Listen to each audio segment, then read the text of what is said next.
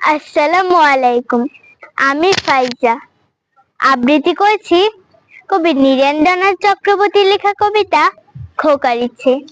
উঠতে বসতে বাবা হাঁকেন, বলবো তোকে কি আর, হতেই হবে তোকে দেশে মস্ত ইঞ্জিনিয়ার। মাতাই শুনে কোন, খোকা তুই আমার কথা রাখ, ডাক্তারিতে হয় যেন তোর দেশ জোড়া নাম ডাক।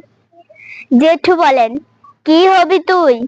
আমি সেটা জানি, তুই হবি এক নোবেল জয়ী বিখ্যাত বিজ্ঞানী। একই সঙ্গে সবাই বলেন, অন্য কিছু নয়, এবার তোকে হতেই হবে স্কুলের ফার্স্ট বয়।